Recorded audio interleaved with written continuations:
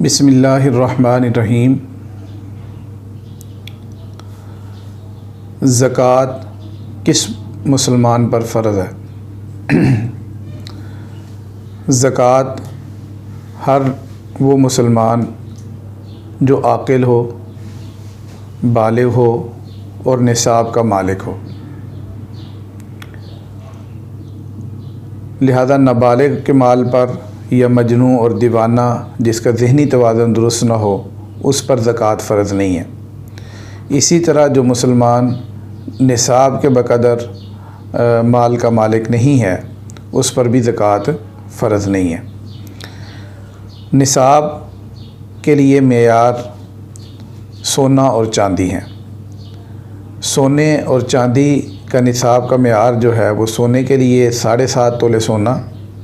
یا 52.5 تولے چاندی، یا ان دونوں میں سے کسی ایک کی مالیت کے برابر اس کے پاس نقد رقم ہو، یا بعض دفعہ ایسا ہوتا ہے کہ اس کے پاس کچھ نقد رقم ہے، کچھ سونا ہے، کچھ چاندی ہے، کچھ مال تجارت ہے۔ تو ان صورتوں میں اگر اس کے پاس یعنی سارے کو کچھ مجموعہ کرے، فرض کریں اس کے پاس کچھ نقد رقم ہے، کچھ اس کے پاس چاندی ہے، کچھ مال تجارت ہے، کچھ سونا ہے، تو ان سب کا مجموعہ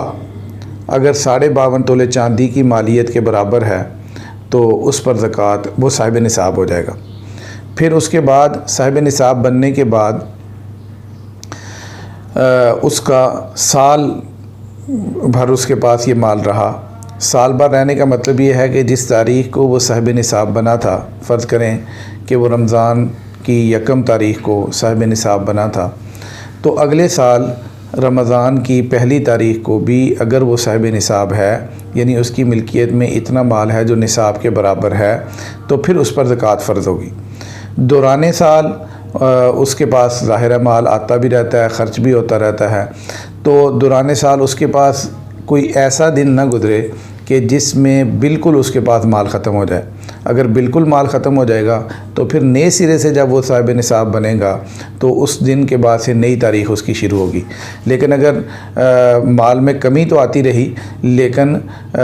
جو ہے نا وہ بالکل مال ختم نہیں ہوا اور سال کی ابتدائی اور آخری تاریخ میں وہ نصاب کا مالک تھا، یہ مطلب ہے سال گزرنے کا۔ اب سال بھر یہ یوں کہا جائے گا کہ سال کی ابتدائی اور آخری تاریخ میں جب وہ نصاب کا مالک ہے کہ گویا کہ یہ صاحب نصاب سال بھر رہا۔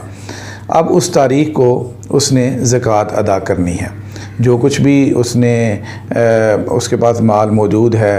اس کا وہ جمع کرے گا، جو قابل زکوٰۃ چیزیں ہیں، مثلا سونا اس کے پاس جتنا ہے، چاندی اس کے پاس جتنی ہے، نقد رقم اس کے پاس اپنے پاس یا بینک میں جتنی ہے، مال تجارت اگر ہے تو مال تجارت کو وہ اپنے پاس جمع کرے گا۔ اسی طرح اگر اس نے لوگوں سے قرض لینا ہے تو اس کو اس میں شامل کرے گا۔ پھر اس کے ذمے جو ادائیگیاں ہیں، یہ جو اس نے لوگوں کا قرضہ دینا ہے، جس میں نقد لوگوں سے قرضہ لیا ہوا بھی یا کسی سے کوئی ادھار چیز خریدی ہوئی تھی اس کے پیسے ہیں، یا آج کل جیسے اگر اس نے کوئی ملازم رکھا ہوا ہے تو اس ملازم کی اس مہینے کی جو تنخواہ اس نے دینی ہے، جس مہینے کو وہ زکوٰۃ ادا کر رہا ہے، اور وہ والے یا اس مہینے کے جو اس کے یوٹیلیٹی بلز وغیرہ ہیں، یعنی جو ادائیگیاں اس نے اس مہینے کی کرنی ہے وہ ساری مائنس کرنے کے بعد جو لینے ہیں یعنی جو قابل وصول ہیں ان کو وصول کرنے کے بعد، قابل وصول میں ان چیزوں کو دیکھا جائے گا کہ جن کی ادائیگی کا اس کو غالب گمان ہے، کہ جن کی وصولی کا غالب گمان ہے، اور اگر کوئی ایسی صورتحال ہے، کسی ایسی جگہ پر رقم پھنس گئی ہے کہ جہاں سے اب یہ گمان نہیں ہے کہ ملے گا بلکہ ہم یہ کہتے ہیں کہ بس یہ رقم ڈوب گئی ہے، تو اس کو وہ زکوٰۃ میں شامل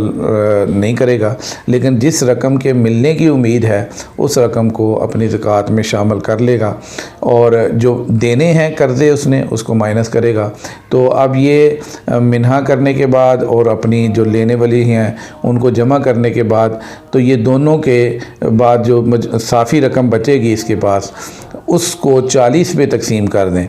تو پھر زکوٰۃ آ جائے گی۔ تو یہ رقم اس نے اپنی زکوٰۃ کی ادائیگی میں زکوٰۃ ادا کرنی ہے۔